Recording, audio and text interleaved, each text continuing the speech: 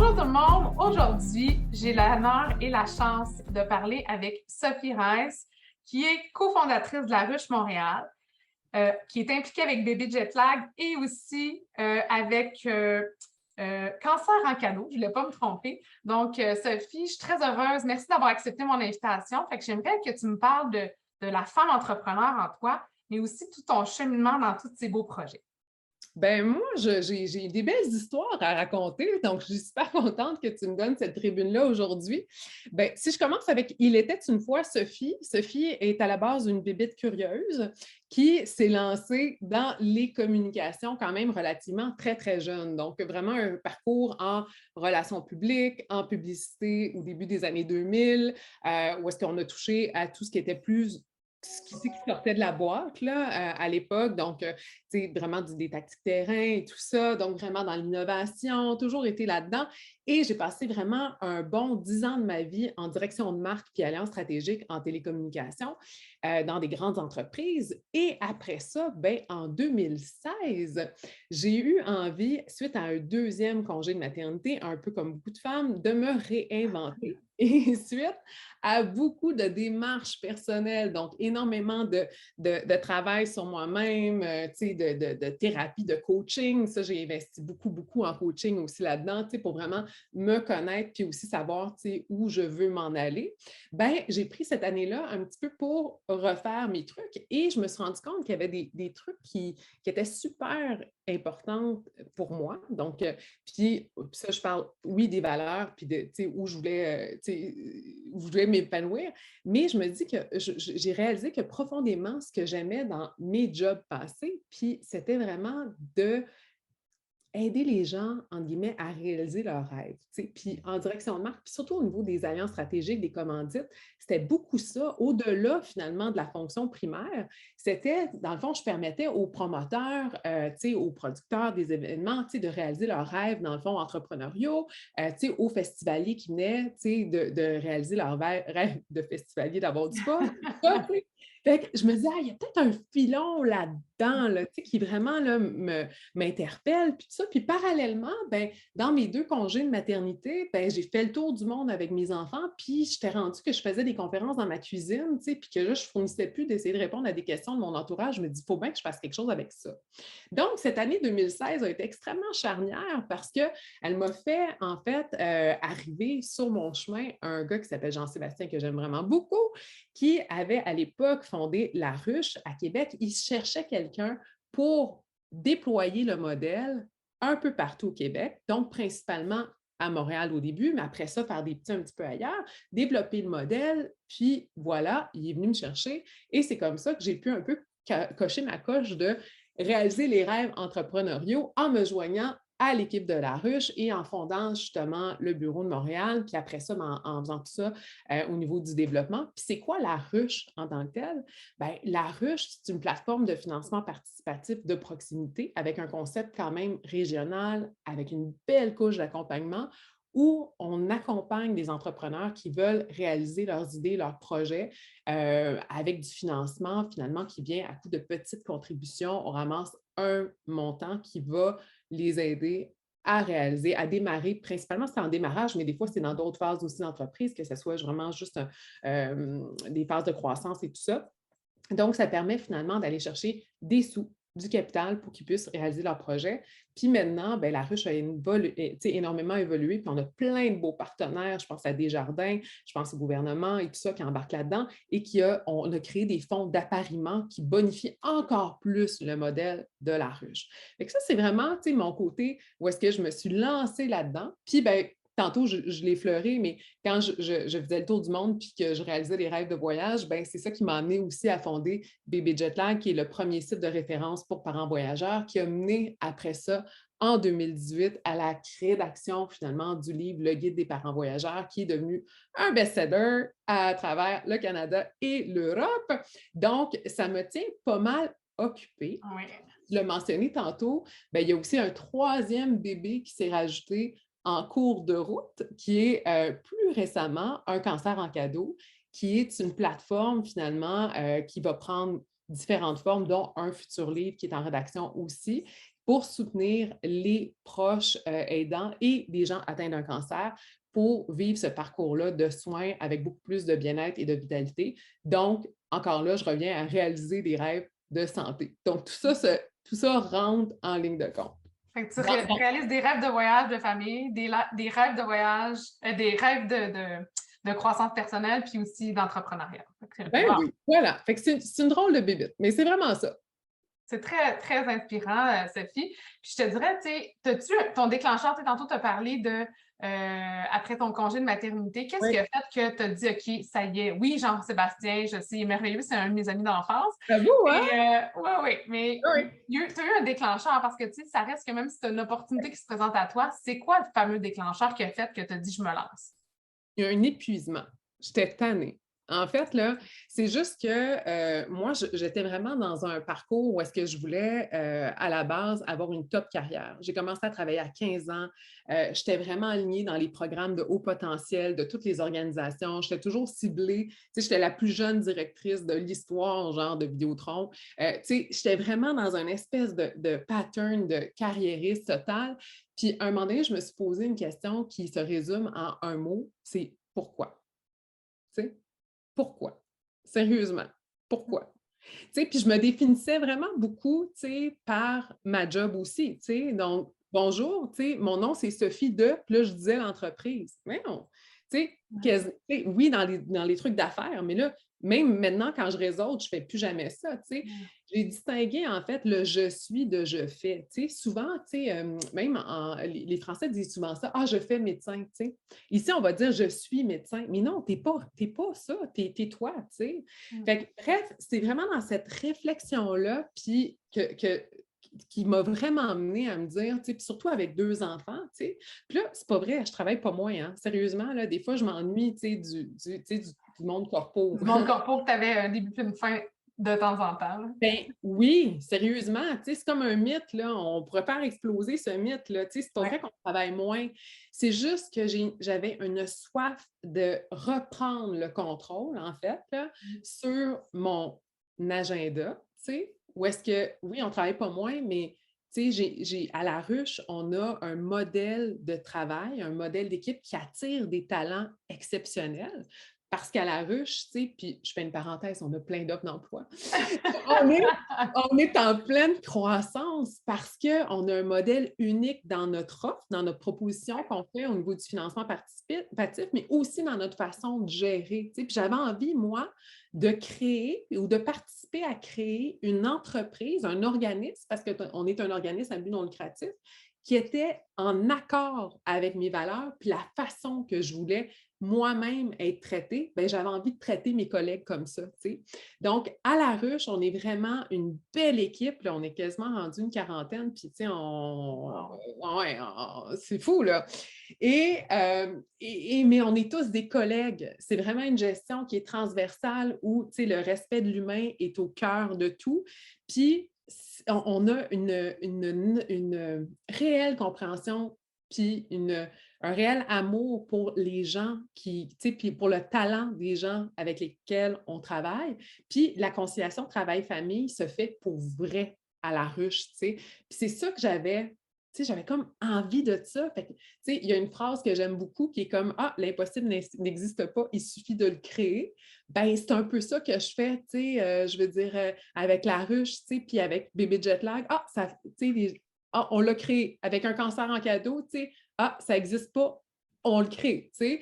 Puis avec la ruche, ben, ça existait déjà, mais je participe justement à cette croissance-là, puis à cette réalisation-là qui est quand même assez phénoménale au cours particulièrement des 3 dernières années. Wow, en tout cas, moi, j'ai été dans les balbutiements de la ruche, puis je te confirme que, wow, tu as une super drive, puis j'imagine que, en effet, les gens ont envie de te suivre, puis tout ça. Ma prochaine question était justement en lien avec ça, c'est, si tu as une tribune aujourd'hui, tu peux t'adresser à des clients potentiels, des clients idéaux, des employés idéaux. Ça serait, je te donne le mot, est-ce que tu as envie plus de t'adresser à des gens que tu recherches pour joindre ton équipe ou à des clients parce qu'à quelque part, tu as accès à ce micro-là pour ça aujourd'hui aussi? Bien, là, je pense que j'ai déjà vendu ma salade au niveau de venir joindre l'équipe de la En fait, je m'adresserai à des partenaires potentiels parce que c'est quelque chose qu'on touche peut-être un peu moins. Tu sais, on a parlé justement de la ruche qui est un modèle qui est presque un média en soi parce qu'il permet finalement à un partenaire de pouvoir faire rayonner son implication dans son milieu. Tu sais. Puis souvent, surtout maintenant, je trouve qu'on est dans une ère où est-ce qu'on est dans une ère de no bullshit. J'aime beaucoup, j'essaie de trouver cette espèce de mots De français traduction-là. Ouais. traduction libre. Mais en fait, souvent, tu sais, puis pour avoir été moi-même de l'autre côté de la clôture, en direction de marque et alliance stratégique, tu sais, souvent, on cherche une façon de joindre les gens, de vraiment une vraie façon, avec un impact concret. Puis, en s'associant à la ruche, je trouve qu'il est vraiment super, c'est qu'on aide concrètement un entrepreneur, on aide concrètement un projet dans une région circonscrite ou pas. Des fois, c'est des projets qui sont, tu sais, qui touchent vraiment tout le Québec, OK? Et on crée, en fait, en plus de l'aider concrètement, la ruche sert de vitrine aussi pour faire rayonner cette implication-là. Et, ben, tu sais, j'en ai parlé un petit peu, tu sais, des fonds que nous, on crée de façon qui est très pointue. Exemple, on en a créé un avec Cogeco, donc le fonds Cogécœur qui permet finalement de joindre une cible nichée par ce partenaire-là et donc de soutenir des projets que lui, tu sais, correspond à ses objectifs d'affaires. Bien, ça, je trouve que c'est un beau partenariat, dans le fond, qu'on est capable de créer sur mesure avec des partenaires, dans le fond, qui pourraient se joindre à la ruche, puis vraiment de développer des programmes qui correspondent, eux, à leurs objectifs d'affaires. Donc, souvent, c'est de consolider des demandes de partenariat, de s'impliquer dans leur milieu, de créer des ponts avec le milieu aussi, tu sais, de créer un impact concret, des choses comme ça. Fait que j'ouvre la porte, dans le fond, un petit peu partout à travers le Québec parce que la ruche va être présente dans d'ici 2023, donc d'ici la fin de l'année, dans tous les beaux territoires. On parle du nord du Québec jusqu'en Outaouais. On est déjà en Estrie, mais en tout cas, on fait tout le tour d'Abitibi. On va être partout. Donc, que vous soyez un petit peu partout, ben, nous, on est là pour, en tout cas, moi, avec vous autres, je serai là pour travailler avec notre belle équipe, Vincent, tout le monde, Lisanne, Caro, pour travailler des plans sur mesure. Fait que ça, c'est vraiment, je pense qu'il y a une belle nouveauté, puis que j'aime bien. C'est pas si nouveau. On fait ça depuis 2017. On est quand même pas mal bon là-dedans. Mais puis le gouvernement nous fait confiance, entre autres. Mais ça, c'est quelque chose que j'aimerais beaucoup. Mais en fait, ton authenticité comme personne, je pense qu'il va attirer aussi des partenaires no bullshit comme tu recherches. Puis Oui, ton message est entendu. En tout cas, moi, Action Coach, je trouve que ça fit vraiment avec ma mission. Oui, tu sais, c'est une business, mais ça reste que ma mission à la base de choisir, d'avoir un impact, mon fameux why, qu'on parle oui. beaucoup, mais il est quand même très là. Puis, tu sais, je te dirais, il est encore plus là en étant encore plus près des entrepreneurs d'aujourd'hui. Fait que je suis d'accord avec toi que ça a sa place dans notre milieu. Puis, il y en a que c'est pour vrai. Fait que tant mieux. Oui, ben oui, puis on crée des super belles choses, là. C'est vraiment super. Puis on a une belle équipe. En fait, tu sais, tantôt, on parlait de talent. Tu sais, on est tous des gens qui ont fait des carrières parallèles parce qu'il n'y a personne qui s'est levé le matin et qui a dit hey, je vais aller à l'université en financement participatif, toi. Tu sais, je veux dire, ça n'existe pas. Tu sais, on a tous appris sur le tas, mais on a vraiment tous des valeurs communes. Puis au-delà de ça, il y a tellement de compétences transversales qu'on a été chercher dans nos carrières passées, puis qu'on est capable justement d'être là, puis on est tous là par choix, parce qu'on a envie de faire une différence dans nos vies, puis dans celle des gens, puis au-delà de ça, dans la communauté dans laquelle on vit, tu sais. Fait que voilà, c'est vraiment ça. Très belle mission.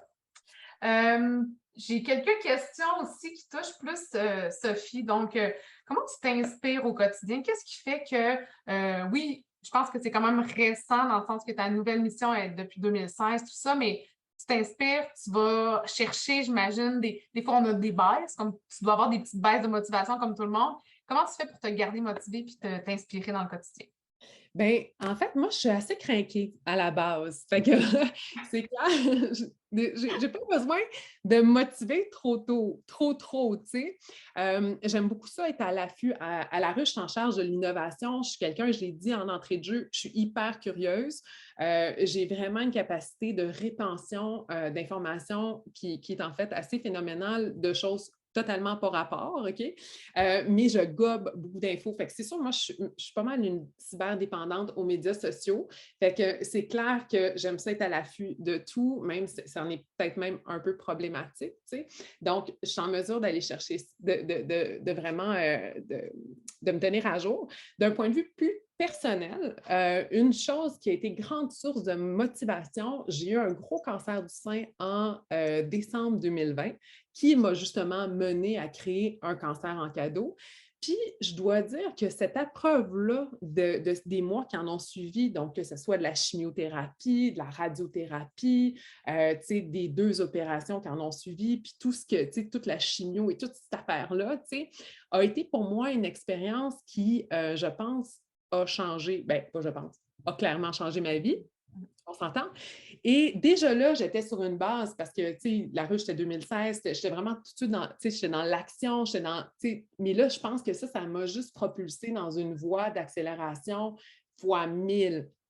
Et ce que j'ai appris là, en étant la fille qui est là, puis dans une chaise de chimio, pluguée un peu partout, avec des matantes un peu partout, puis tout ça, puis je suis comme, mais qu'est-ce que je fais là? Puis je me rends compte que je mérite autant d'être là que les autres parce que j'ai le même diagnostic qu'eux autres, Bien, ça te éclate une tête. Fait que ce que j'ai appris là, à la vitesse grand V, dans cette année-là intense de traitement, qui, heureusement, ça s'est bien suivi, puis je veux dire, je suis là, je vais super bien, j'ai gardé mes cheveux parce que j'ai fait venir une technologie de casse réfrigérant où est-ce que je me gelais la tête à moins 30, moins 35 pendant 8 heures, pendant 25 jours. Fait que, d'avoir autant souffert physiquement puis psychologiquement fait de moi quelqu'un d'extrêmement résiliente, OK? Puis, fait que j'ai pas vraiment besoin de modification dans la vie parce que juste me lever le matin, pour l'instant, est un cadeau. Fait que, à quelque part, quand j'ai un problème au travail, donc, à la ruche, parce que, bébé jet lag puis un cancer en cadeau, c'est plus des passions, mais à la ruche, ben tout est relatif parce que c'est jamais une question de vie ou de mort, Il y a toujours une solution, On ne vient pas de m'apprendre que, je suis en phase terminale.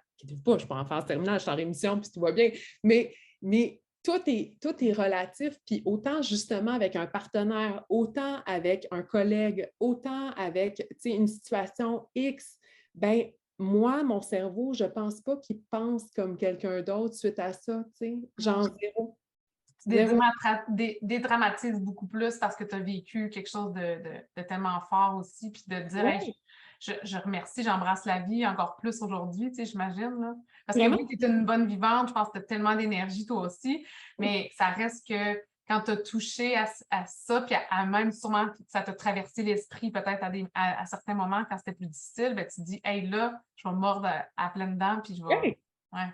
Oui, vraiment. Puis je me dis, mais tu sais, d'être là, c'est un cadeau aussi. Fait que qu'est-ce que je fais? Qu'est-ce que je fais avec? Fait que, tu sais, ça me motive encore plus à poursuivre cette mission-là, tu sais. Puis tantôt, on en a parlé un petit peu aussi, tu sais, de la rédaction de mon futur livre qui va sortir en janvier 2023.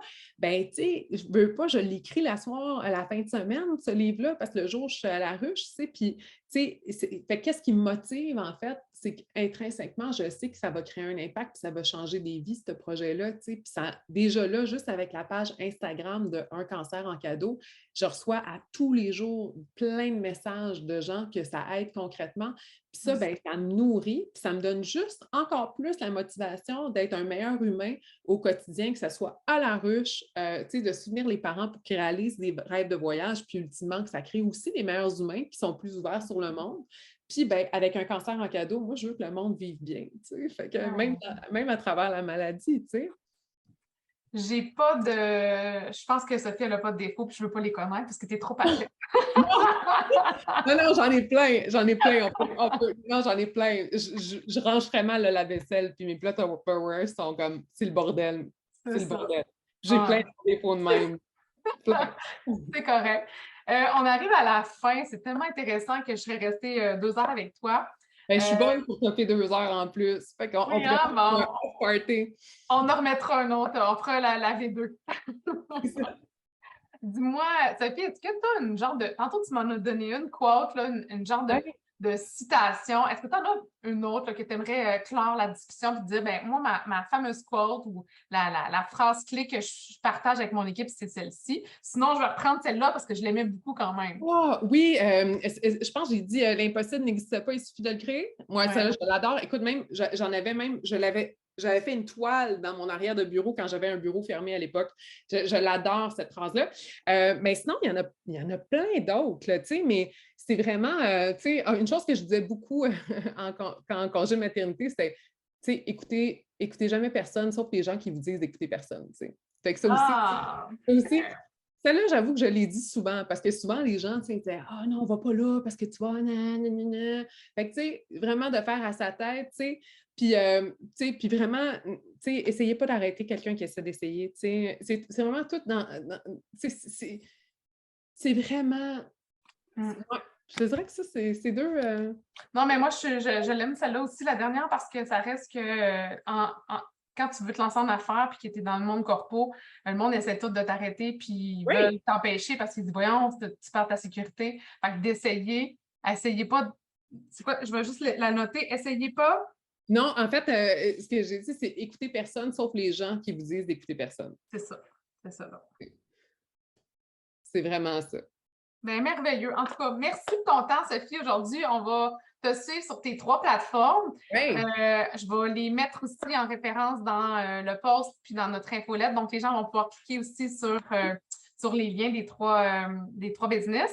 Puis, bien entendu, on se dit bientôt une ruche aussi à travers tout le Québec. Fait qu'on va te suivre, peu importe dans l'endroit qu'on est. On va aller voir ça pour devenir un beau partenaire ou peut-être même un employé. Non, mais vraiment, sérieusement, allez voir la section carrière, là, on veut tout de vous autres. Bon. Génial. Ben, merci beaucoup. Merci. À bientôt. Bye bye. Ciao.